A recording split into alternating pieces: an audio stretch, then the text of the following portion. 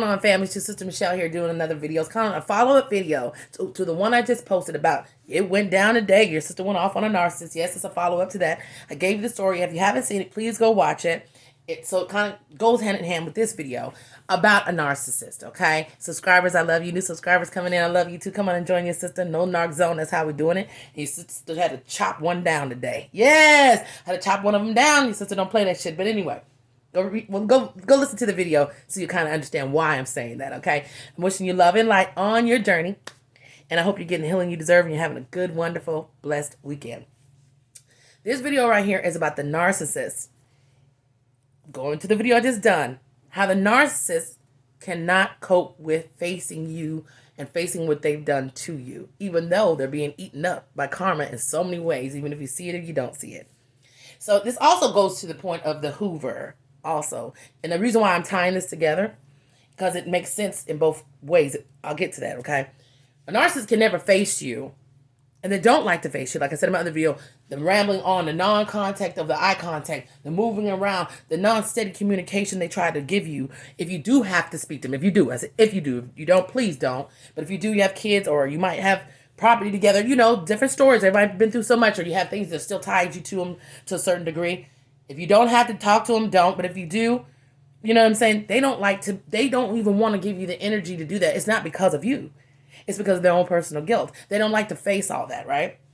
They don't want to look at all that. They don't want to have to look at, or you are a reminder to them that they failed once again. I've told you that before. And especially if you're the best supply, like I said, I know that you are, right? You're the best supply. Looking at you is just a reminder of all the failures that they're facing now and the fuck up that they made in the past, right?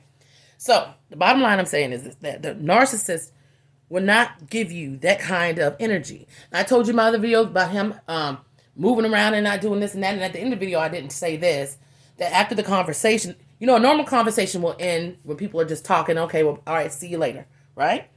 What happened, I didn't say in that video, was it didn't end like that. You know how it ended? He did the coward move, because they're cowards. He just walked off. Well, I was still kind of saying, okay, well, you know, it's like all right. He just walked away and went in the house and closed the door.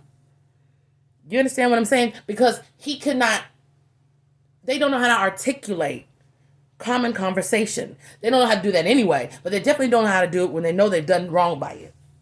They don't know how. So they run like they always do. Like they run to the new supply and they run everything else. You know how it is.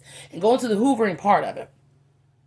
If you were with a narcissist, and everybody always says they always hoover you, which most of the time they do, you know that.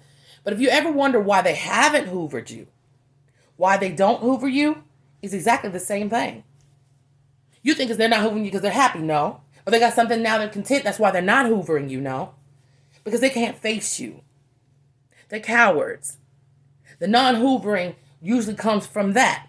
Especially when they know you're done. Now, a lot of times hoovering is when they think they still have a chance. They wouldn't do that if they didn't think they still had a chance, right?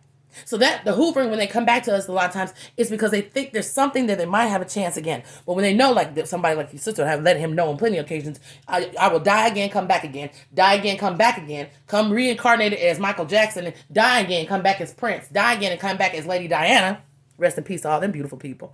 Before I would ever take your funk ass back, and he knows it. So now the Hoovers don't exist like that because he knows he cannot, it's not going to happen. It's a wrap. It's done.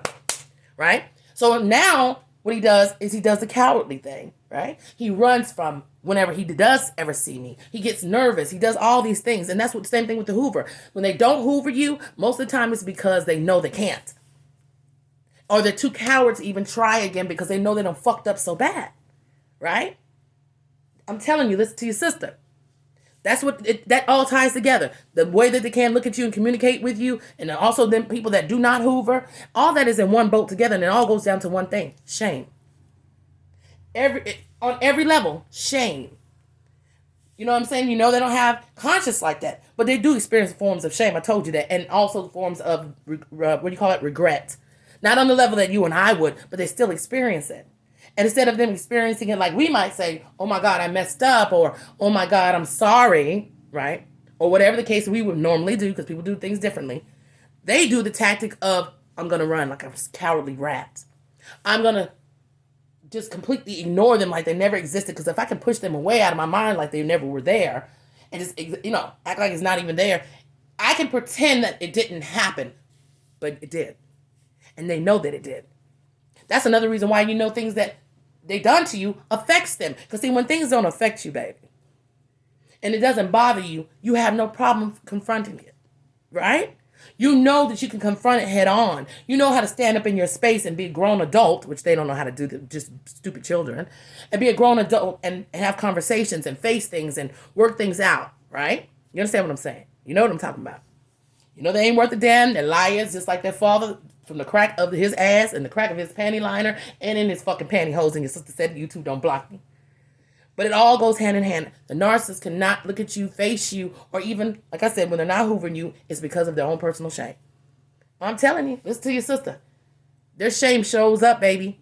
When you heal and they realize you don't want to be bothered, you see their true character, who they were all along. A cowardly, shameful, non-having a future, faking, lying, conniving, one-sided individuals. And that's what they are. Hands down. Your sister ain't lying. I had to get in one's ass, and you know how I feel about it. I love you all so much. Remember, you're special. You're wonderful. I think you're amazing, and I love you. Listen, they know what they did to you, baby. That's why they can't face you, and if they're not hoovering you, it ain't because they're doing better, baby. They ain't hoovering you because they figured you ain't gonna have their fucking shit no more, which is a good thing, right? I love y'all. Bye.